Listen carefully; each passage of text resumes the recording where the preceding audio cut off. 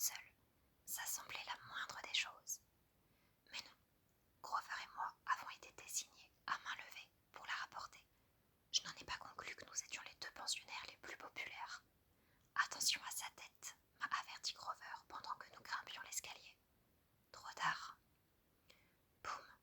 J'ai cogné le visage parcheminé de la momie contre la trappe, soulevant un nuage de poussière. Ah, bon sang! Je l'ai déposé et examiné pour voir si j'avais fait des dégâts. Est-ce que j'ai cassé quelque chose? Je ne saurais pas dire, a avoué Grover. Nous l'avons hissé au grenier et installé sur son tabouret, en suant et soufflant, tous les deux. Qui aurait cru qu'une momie pesait si lourd? Je ne m'attendais pas à ce qu'elle me parle, et de fait, elle s'est abstenue. Quand nous sommes enfin ressortis, en claquant la trappe du grenier derrière nous, j'ai poussé un gros soupir de soulagement. Eh ben, a fait Grover, quelle galère! Je savais qu'il essayait de prendre les choses à la légère pour me remonter le moral, mais j'étais quand même sacrément déprimée. Je m'étais mis toute la colonie à dos en laissant les chasseresses gagner le match. Et puis, il y avait cette nouvelle prophétie de l'oracle. On aurait dit que l'esprit de Delphes avait fait un effort particulier pour m'exclure. Il avait ignoré ma question, mais parcouru presque 1 kilomètre pour parler à Zoé. Et il n'avait rien dit sur Annabeth. Il n'y avait même pas fait allusion. Que va faire Chiron? Ai-je demandé à Grover. J'aimerais bien le savoir. Par la fenêtre du premier étage, il a regardé les collines enneigées avec mélancolie. Je veux partir pour chercher Annabeth. Il m'a regardé avec une légère confusion. Puis il a rougi et dit « Ah oui, ça aussi, bien sûr. Pourquoi? À quoi pensais-tu » Grover tapotait le sol du bout de son sabot, l'air mal à l'aise. Juste un truc qu'a dit le manticore au sujet du grand lever. Je ne peux pas m'empêcher de me demander si tous ces anciens pouvoirs se réveillent. Peut-être qu'ils ne sont pas tous maléfiques. Tu penses à Pan? Je me suis alors fait l'effet d'un égoïste, car j'avais complètement oublié la grande ambition de Grover. Le dieu de la nature avait disparu depuis 2000 ans. La rumeur disait qu'il était mort, mais les satyres n'y croyaient pas. Ils étaient résolus à le retrouver. Ils le cherchaient, en vain, depuis des siècles. Et Grover était convaincu qu'il serait celui qui y parviendrait. Cette année, comme Chiron avait réquisitionné d'urgence tous les satyres pour rechercher les sans-mêlés, Grover avait dû interrompre sa quête. Ça devait le rendre dingue. J'ai laissé la piste se perdre, a-t-il repris. Je me sens nerveux et agité, comme si quelque chose de capital m'échappait. Il est là, quelque part. Je le sens. Je ne savais pas quoi dire. Je voulais l'encourager, mais je ne savais pas comment m'y prendre. Mon optimisme avait pris une bonne claque dans les bois, piétiné dans la neige, avec nos espoirs de gagner capture l'étendard. Avant que je ne puisse répondre, Dahlia a grimpé les marches de l'escalier 4 à 4. Elle m'ignorait officiellement, maintenant, mais elle s'est adressée à Grover. Dis à Percy de ramener sa fraise. Pourquoi? Ai-je demandé. Il a parlé, a demandé Dahlia à Grover. Il a demandé pourquoi. Dionysos convoque un conseil des chefs de Brangalo pour discuter de la prophétie. Malheureusement, cela inclut Percy. Le conseil s'est tenu autour d'une table de ping-pong dans la salle de loisirs. D'un geste de la main, Dionysos a fourni les amuse-gueules, crackers, vache qui rit et plusieurs bouteilles de vin rouge. Chiron lui a fait remarquer que le vin n'entrait pas dans les boissons auxquelles il avait droit et que la plupart d'entre nous étaient mineurs. Monsieur D a soupiré. Avec un claquement de doigts, il a changé le vin en Coca Light. Personne ne buvait de ça non plus. Monsieur D et Chiron, dans son fauteuil roulant, se sont assis à un bout de la table. Zoé et Bianca D'Angelo, qui était devenue l'assistante personnelle de Zoé, en quelque sorte, se sont installés à l'autre bout. Dahlia, Grover et moi, on s'est assis sur le côté droit, et les autres membres du conseil, Beckendorf, Silène à Beauregard et les frères Alatyr, sur le côté gauche. Les Ares étaient censés envoyer un représentant, eux aussi, mais ils s'étaient tous cassés, qui un bras, qui une jambe par accident, pendant capture l'étendard grâce aux chasseresses. Ils étaient à l'infirmerie. Zoé a ouvert le débat par un commentaire constructif. Cette réunion ne sert à rien. Vache qui rit a Octet Grover qui s'est mis à tartiner fébrilement des crackers et des balles de ping-pong. Il n'y a pas de temps à perdre en discussion, a poursuivi Zoé. Notre déesse a besoin de nous. Les chasseresses doivent partir immédiatement. Et pour aller où? A demandé Chiron. Vers l'ouest, a répondu Bianca. J'étais stupéfait de son changement au bout de quelques jours seulement parmi les chasseresses. Ses cheveux noirs étaient tressés, comme ceux de Zoé, maintenant, ce qui permettait de voir son visage. Elle avait le nez parsemé de taches de rousseur et ses yeux foncés me rappelaient vaguement quelqu'un de célèbre. Mais je n'arrivais pas à déterminer qui. Elle semblait s'être musclée et elle avait la peau qui luisait, à l'instar des autres chasseresses, comme si elle se touchait maintenant avec du clair de lune liquide. Vous avez entendu la prophétie. 5 iront vers l'ouest chercher la déesse enchaînée. Nous pouvons choisir 5 chasseresses et partir. Oui, a renchéri Zoé. Artémis est retenue en otage. Nous devons la retrouver et la libérer. Comme d'habitude, un point a échappé, a dit Talia. Pensionnaires et chasseresses vaincront dans l'union. Nous sommes censés accomplir cette quête ensemble. Non, s'est écrié Zoé. Les chasseresses n'ont point besoin du vôtre secours. De votre secours, a grogné Talia. Plus personne ne parle comme ça depuis des siècles. Essaie de suivre l'époque. Zoé a hésité, comme si elle avait du mal à articuler les mots. Point. N'ayons besoin de votre secours, a-t-elle dit. Laisse tomber. Talia a roulé des yeux. Je crains que la prophétie dise que vous avez bel et bien besoin de notre secours, est intervenu Chiron. Les pensionnaires et les chasseresses doivent coopérer. Quoique, a lancé Monsieur D sur un ton songeur, en passant son verre de coca sous son nez, comme s'il avait un fin bouquet. Un sera perdu, un périra. Ce n'est guère sympathique comme perspective, hein? Et si vous échouez précisément parce que vous essayez de coopérer? Monsieur D, a soupiré Chiron, avec tout le respect que je vous dois. De quel côté êtes-vous? Dionysos a levé les sourcils. Excuse-moi, mon cher Centaure, j'essaye juste de me rendre utile.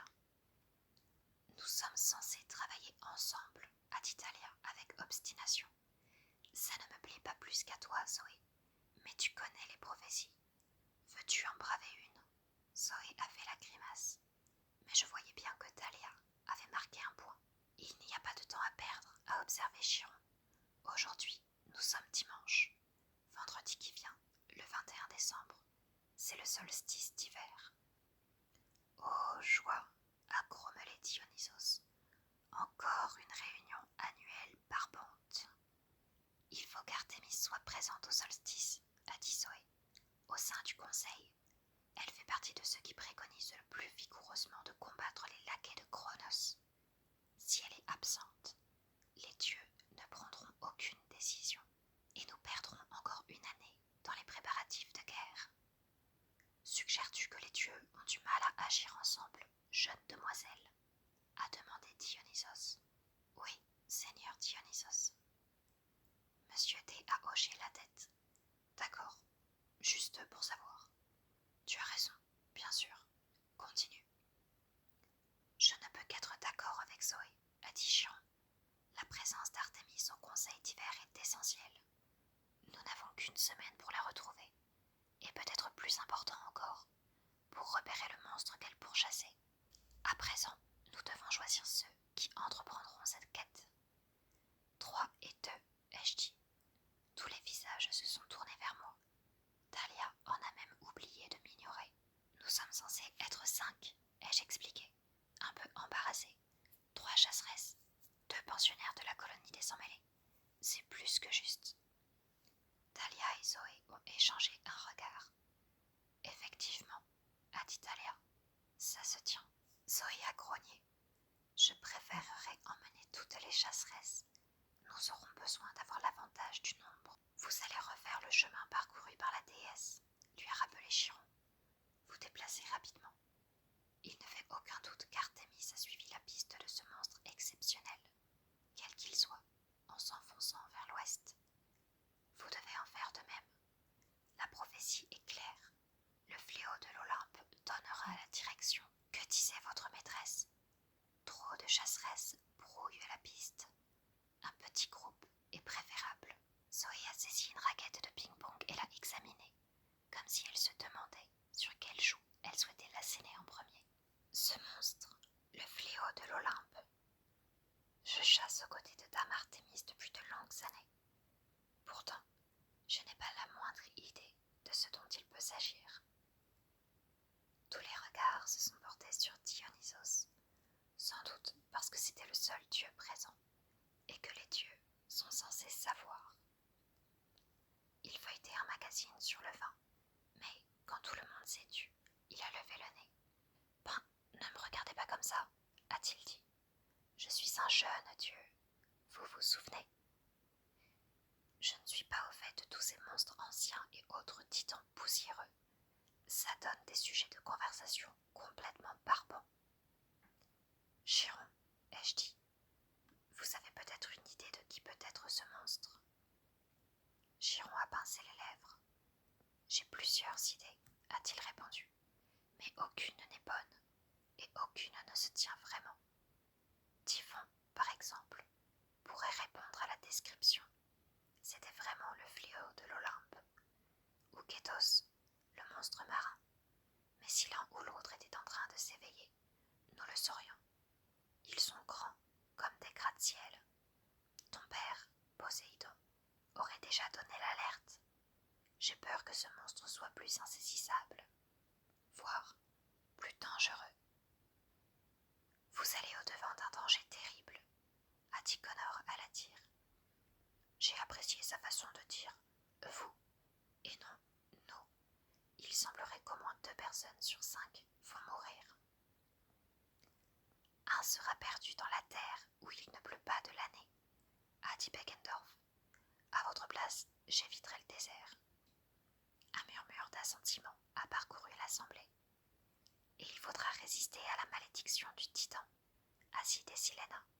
Qu'est-ce que ça peut bien signifier? J'ai surpris Chiron et Zoé qui échangeaient un regard inquiet. Mais quelle que soit leur pensée, ils ne nous en ont pas fait part. Un père ira de la main d'un parent, a dit Grover entre 2 bouchées de vache qui rit et de balles de ping-pong. Comment est-ce possible? Quel parent irait tuer son enfant? Un lourd silence s'est abattu sur la table. J'ai jeté un coup d'œil à Thalia, en me demandant si elle pensait la même chose que moi. Il y a de nombreuses années, Chiron avait eu une prophétie sur le prochain enfant d'un des 3 grands, Zeus, Poséidon et Hadès, qui atteindrait l'âge de 16 ans. Cet enfant allait prendre une décision qui sauverait ou détruirait les dieux à tout jamais, ou l'un ou l'autre. À cause de cela, après la Seconde Guerre mondiale, les 3 grands avaient fait le serment de ne plus avoir d'enfants. Mais Thalia et moi étions nés quand même, et nous approchions tous les deux de nos 16 ans à présent. Je me suis souvenue d'une conversation que j'avais eue avec Annabeth l'année dernière. Je lui avais demandé pourquoi, si j'étais aussi dangereux, potentiellement, les dieux ne me tuaient pas, tout simplement. Certains dieux aimeraient bien te tuer, avait-elle répondu, mais ils craignent sans doute d'offenser Poséidon.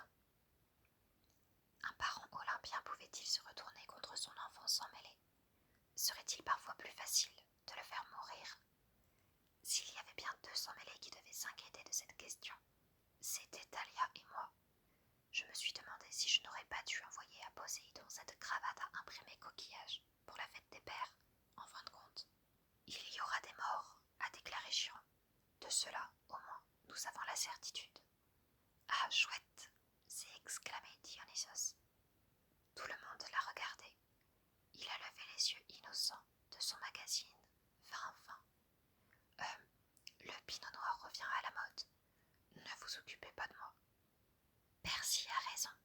dit Silena Beauregard.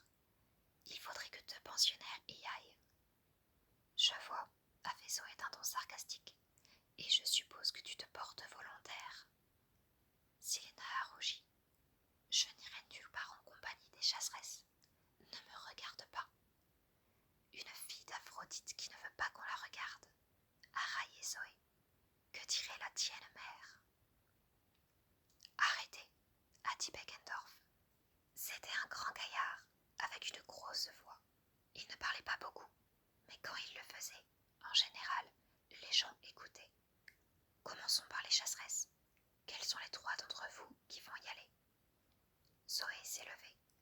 J'irai bien sûr, et j'emmènerai Phoebe. C'est notre meilleure dragueuse. La grande fille qui aime taper les gens sur la tête, a demandé Travis à la tire d'un ton prudent. Zoé a acquiescé d'un geste. Celle qui m'a planté des flèches dans le casque, a ajouté Connor. Oui, a répondu Zoé d'un ton sec. Pourquoi? Oh, pour rien, a dit Travis. C'est juste que nous avons un t-shirt de la boutique de la colonie pour elle. Il a levé un grand t-shirt argenté qui portait l'inscription Artémis, déesse de la lune, chasse d'automne 2002, suivi d'une longue liste de parcs nationaux. C'est un collector. Elle a flashé dessus. Tu veux bien lui donner? Je savais que les Alatyrs tramaient quelque chose. Ils tramaient toujours quelque chose. Mais j'imagine que Zoé ne les connaissait pas aussi bien que moi. Elle s'est contentée de prendre le t-shirt en soupirant. Comme je disais, a-t-elle repris, j'emmènerai Phoebe. Et j'aimerais que Bianca vienne. Bianca a paru sonner. Moi, mais je suis toute nouvelle. Je ne vous serai d'aucune aide. Tu te débrouilleras très bien, a insisté Zoé. Il n'y a pas de meilleur moyen pour faire les tiennes preuves. Bianca s'est tue. J'ai eu de la peine pour elle. Je me souvenais de la première quête qu'on m'avait confiée, quand j'avais 12 ans. J'avais eu l'impression de ne pas être préparée du tout. J'étais honorée, certes, mais surtout plein de rancune et de peur. J'ai supposé que Bianca était en proie au même sentiment en cet instant même. Et les pensionnaires, a dit Chiron. Son regard a croisé le mien, sans que je puisse y lire ce qu'il pensait. Moi. Grover s'est levé si brusquement qu'il a heurté la table de ping-pong. D'un revers de main, il a chassé les miettes de crackers et des débris de balles de ping-pong de ses genoux. Je ferai tout pour aider Artémis. Je ne crois pas, Satyre, a dit Zoé en plissant le nez. Tu n'es même pas un sang-mêlé, mais c'est un pensionnaire, est intervenu Talia. Et il a des sens de satyre et maîtrise la magie sylvestre. As-tu appris à jouer un air de drague, Grover? Absolument. Zoé a flanché. J'ignorais ce qu'était un air de drague, mais Zoé semblait penser que c'était quelque chose de très utile. Très bien, a-t-elle dit. Et le 2e pensionnaire? Je viendrai. Talia s'est levée et a balayé l'assemblée du regard, comme si elle mettait quiconque au défi de contester sa décision. Bon, maintenant je n'étais peut-être pas le roi de l'arithmétique, mais j'ai brusquement réalisé que nous avions atteint le nombre de 5 et que je n'étais pas dans le groupe. Attendez une seconde, ai-je dit. Je veux venir, moi aussi. Talia n'a pas bronché. Chiron m'observait toujours, le regard triste. Oh, s'est écrié Grover, prenant soudain conscience du problème. Oh, bien sûr, j'avais oublié. Il faut que Percy y aille. Je ne voulais pas. Je vais rester. Percy doit y aller à ma place. Impossible, a dit Zoé. C'est un garçon. Je ne permettrai pas que les chasseresses fassent route en compagnie d'un garçon. Vous êtes venu ici avec moi, lui ai-je rappelé. C'était une urgence à court terme, et la déesse en avait donné l'ordre. Je ne compte pas traverser le pays et affronter de nombreux dangers en compagnie d'un garçon. Et Grover, ai-je demandé. Zoé a secoué la tête. Il ne compte pas. C'est un satyre. Techniquement, ce n'est pas un garçon. A protesté Grover. Il faut que j'y aille, ai-je dit. Il faut que je participe à cette quête. Pourquoi? A demandé Zoé. À cause de la tienne amie, Annabeth. Je me suis sentie rougir. Tout le monde me regardait et je détestais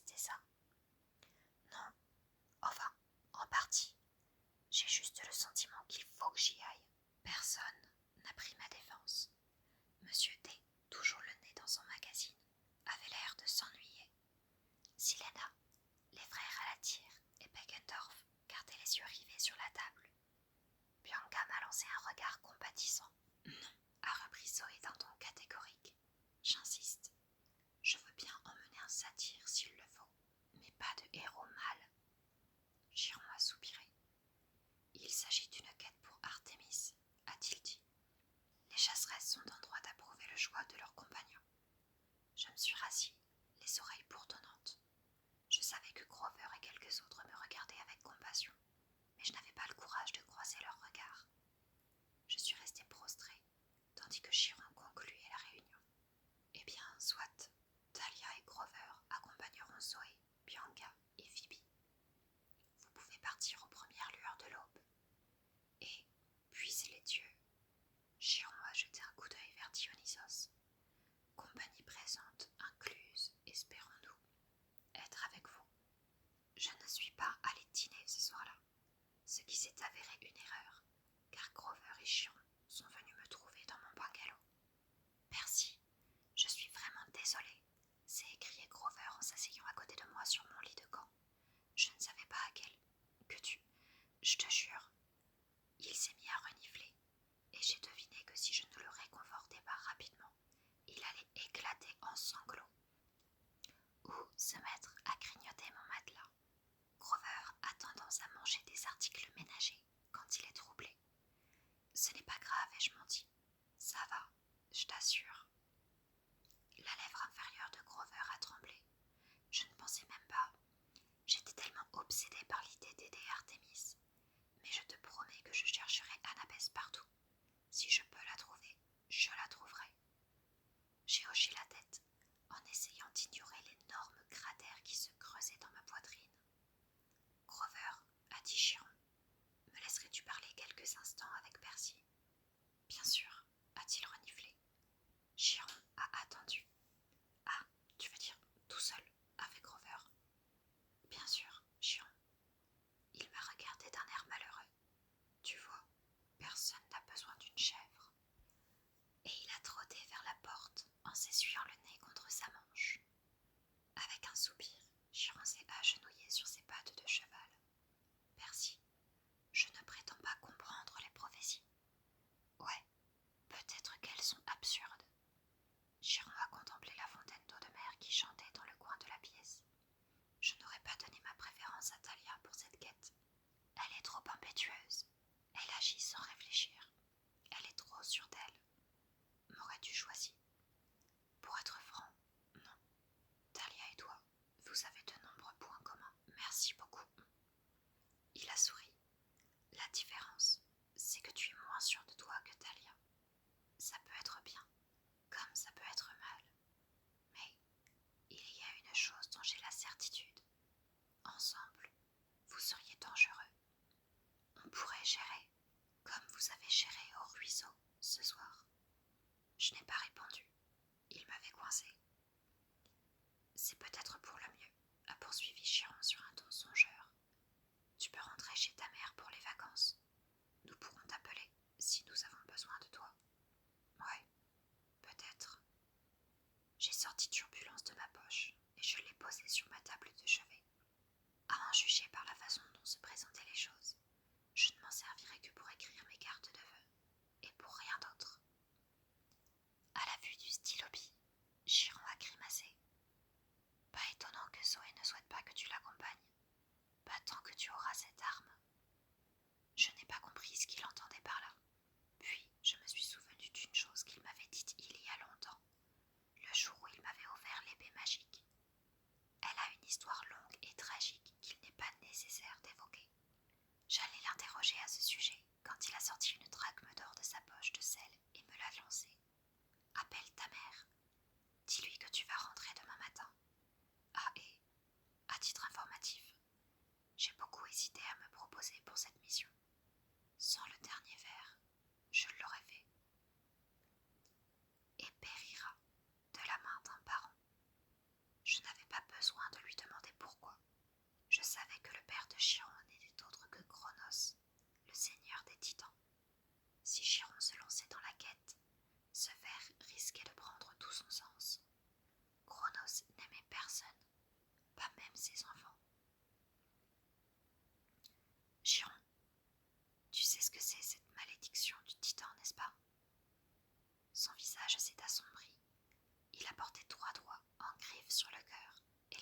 poussait loin de lui, un geste antique pour chasser le mauvais œil. Espérons que la prophétie ne signifie pas ce que je crois, a-t-il répondu. Et maintenant bonne nuit, Percy, et sache que ton heure viendra. J'en suis convaincue. Inutile de te précipiter. Il a prononcé ton heure sur le même ton que prennent les gens quand ils veulent dire ta mort. Je ne sais pas si c'était dans ce sens qu'il voulait employer ces mots, mais l'expression que j'ai vue dans ses yeux m'a fait peur, et je ne lui ai posé aucune question. Debout, devant la fontaine d'eau de mer, la drachme d'or de Chiron au creux de ma main, je me demandais ce que j'allais bien pouvoir raconter à ma mère. Je n'étais pas vraiment d'humeur à entendre un adulte de plus me dire qu'il était urgent de ne rien faire, mais je devais bien reconnaître que ma mère avait le droit d'être tenue au courant. J'ai inspiré à fond et lancé la pièce dans l'air. Ô déesse, accepte mon offrande. La brume a scintillé. Il venait tout juste assez de lumière de la salle de bain pour créer un arc-en-ciel diaphane. Montre-moi Sally Jackson, ai-je demandé. À Manhattan, New York. Est alors apparue dans la brume une scène que je ne m'étais pas attendue à voir. Ma mère était assise à la table de la cuisine, avec un homme. Ils riaient comme des baleines. Il y avait une grande pile de livres et de manuels devant eux. Le type devait avoir, je ne sais pas, 30 et quelques années. Il avait des cheveux mi-longs, poivre et sel, et portait un blouson de cuir sur un t-shirt noir. Un look d'acteur, le genre qui aurait pu jouer les flics en civil dans une série télé. J'étais trop stupéfait pour parler, mais heureusement, ma mère et le type étaient tellement occupés qu'ils n'ont pas remarqué mon message iris. Sally, disait le gars, tu me fais trop rire. Je te resserre un peu de vin. Non, merci, je ne devrais pas. Mais vas-y, serre-toi. En fait, je te demanderais bien où sont les toilettes. Au bout du couloir, a-t-elle répondu en se retenant de rire. Le type au look d'acteur s'est levé en souriant et a quitté la pièce. Maman, ai-je appelé. Elle a sursauté si fort qu'elle a failli renverser la pile de livres. Et puis ses yeux se sont posés sur moi. Percy, oh mon chéri, est-ce que tu vas bien? Qu'est-ce que tu fais? Ai-je demandé. Mes devoirs. Elle a battu des paupières et finit par comprendre l'expression de mon visage. Oh chérie, c'est juste Paul. Monsieur Plovis, il est dans mon atelier d'écriture. Monsieur Bouvy. Plovis, il va revenir tout de suite, Percy. Dis-moi ce qui ne va pas. Elle le sentait toujours quand il y avait un problème. Je l'ai mise au courant de la disparition d'Annabeth et je lui ai parlé du reste aussi. Mais surtout d'Annabeth, maman avait les larmes aux yeux. Je voyais qu'elle faisait un gros effort pour maîtriser son chagrin devant moi. Oh, Percy. Ouais, donc ils m'ont dit que je ne pouvais rien faire. Alors, je crois que je vais rentrer à la maison. Maman tournait son crayon entre ses doigts. Percy, tu sais à quel point j'aimerais que tu rentres à la maison. Là, elle a soupiré, comme si elle était en colère contre elle-même. À quel point je voudrais te savoir en sécurité. Mais je veux que tu comprennes une chose. Il faut que tu fasses ce que tu estimes être ton devoir. Qu'est-ce que tu veux dire? Lui ai-je demandé en la dévisageant. Je veux dire ceci. Es-tu convaincu, tout au fond de ton cœur, que tu dois aider à la sauver? Crois-tu que ce soit ce que tu dois faire? Parce que je sais une chose à ton sujet, Percy. Ton cœur voit toujours juste. Va où il te porte. Tu me dis d'y aller. Maman a pincé les lèvres. Je te dis que tu deviens trop grand pour que je te dise ce que tu dois faire. Je te dis que je te soutiendrai même si ce que tu décides de faire est dangereux. Je n'arrive pas à croire que je te dis ça. Maman, on a entendu la chasse d'eau au bout du couloir. Je n'ai pas beaucoup de temps, a-t-elle repris. Percy, quelle que soit ta décision, je t'aime et je sais que tu feras ce qui est le mieux pour Annabeth. Comment peux-tu en être aussi sûre? Parce qu'elle en ferait autant pour toi. Et sur ces mots, maman a agité la main dans la brume et la liaison s'est dissipée en me laissant, comme dernière image, celle de son nouvel ami, Monsieur Bouvy, qui se penchait vers elle en souriant. Je ne me souvenais pas m'être endormie, mais Je me souvenais du rêve. J'étais de nouveau dans cette sinistre grotte, à la voûte écrasante et basse. Annabeth était agenouillée sous le poids d'une masse sombre qui ressemblait à un tas de rochers. Elle était trop fatiguée pour crier. Ses jambes tremblaient. Je savais que d'une seconde à l'autre, elle arriverait au bout de ses forces, et la voûte de la caverne s'effondrerait sur elle. Comment va notre hôte mortel? Attendait une voix masculine. Ce n'était pas Cronos. Cronos avait une voix rauque et métallique, comme une lame de couteau grattant la pierre. À plusieurs reprises, je l'avais entendu me narguer dans mes rêves. Cette voix-ci était plus grave et plus profonde, comme une guitare basse. Sa force faisait vibrer le sol. Lucas surgit de la pénombre. Il accourut vers Annabeth, s'est agenouillé près d'elle, puis s'est tourné vers l'homme que je ne voyais pas. Elle décline. Il faut faire vite. L'hypocrite, comme s'il en avait quelque chose à faire de ce qui arrivait à Annabeth. L'homme à la voix grave a glousé. Il se trouvait dans l'ombre, à la lisière de mon rêve. Puis, une main charnue a poussé quelqu'un dans la lumière. Artémis, prisonnière de chaînes en bronze céleste. J'ai hoqueté de surprise. Sa robe argentée était en lambeaux. Elle avait le visage et les bras tailladés en plusieurs endroits et saignait de l'ichor, le sang doré des dieux. Tu as entendu le garçon, a dit l'homme dans l'obscurité. À toi de choisir. Les yeux d'Artémis lançaient des éclairs de colère. Je ne comprenais pas pourquoi elle n'ordonnait pas aux chaînes de se briser, ou ne se volatilisait-elle pas. Mais elle n'avait pas l'air de pouvoir le faire. Peut-être que les chaînes l'en empêchaient, ou que quelque sombre magie était à l'œuvre dans cette horrible grotte.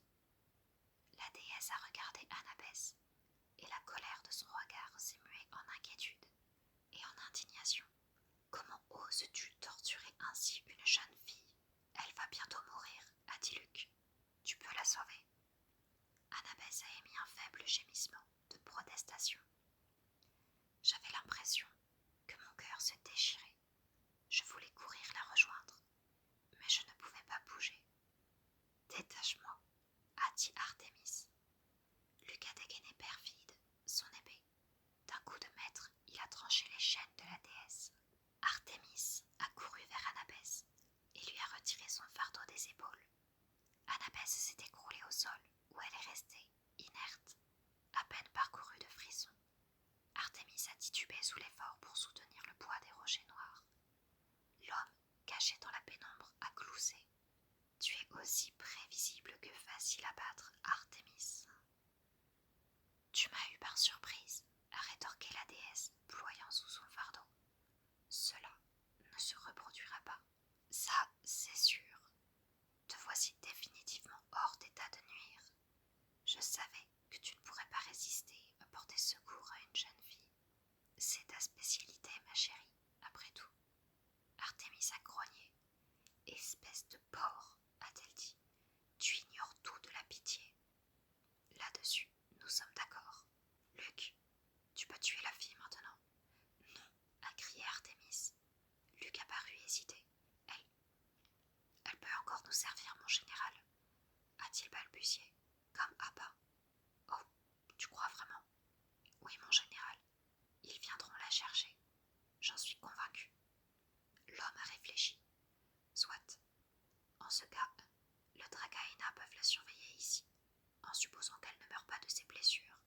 Tu peux la garder en vie jusqu'au solstice d'hiver. Après, si notre sacrifice se déroule comme prévu, sa vie n'aura plus aucune utilité. La vie de tous les mortels sera parfaitement inutile.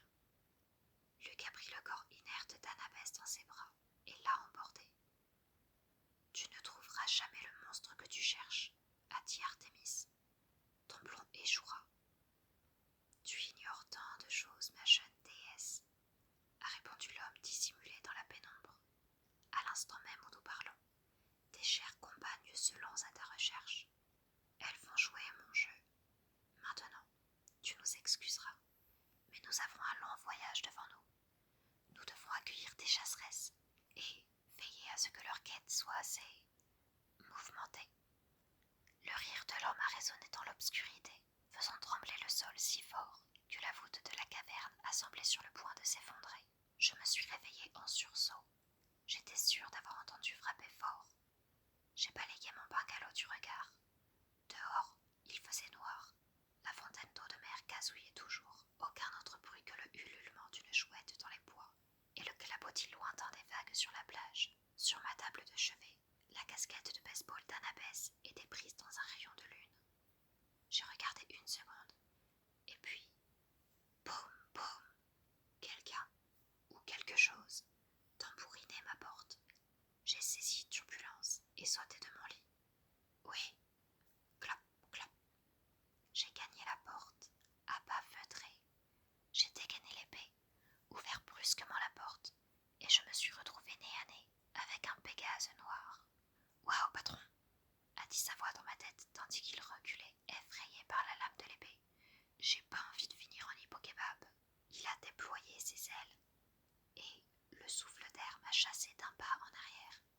Black Jack, me suis-je écrié, soulagé, mais un peu agacé. On est en pleine nuit. Black Jack a renâclé. Même pas vrai, patron. Il est 5 heures du matin. Qu'est-ce que tu fabriques encore dans ton lit à cette heure-là? Combien de fois dois-je te dire de ne pas m'appeler patron? Comme tu voudras, patron. C'est toi qui commandes. C'est toi le chef. Je me suis frotté les yeux en m'efforçant de masquer mes pensées au Pégase. C'est ça le problème quand on est le fils de Poséidon. Comme il a créé les chevaux avec de l'écume de mer, je comprenais la plupart des animaux équestres. Mais eux aussi me comprenaient. Il arrivait que certains, et c'était le cas de Black Jack, m'adoptent. Voyez-vous, Black Jack était prisonnier sur le bateau de Luc l'été dernier, jusqu'au jour où nous avons créé une petite diversion qui lui a permis de s'enfuir.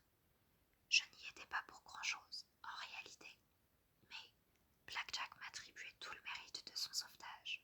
Black Jack, ai-je dit, tu es censé rester à l'écurie. Pfff, les écuries. Parce que Chiron reste à l'écurie, peut-être. Non. Exactement. Et écoute, on a un autre petit ami marin qui a besoin d'aide. Encore?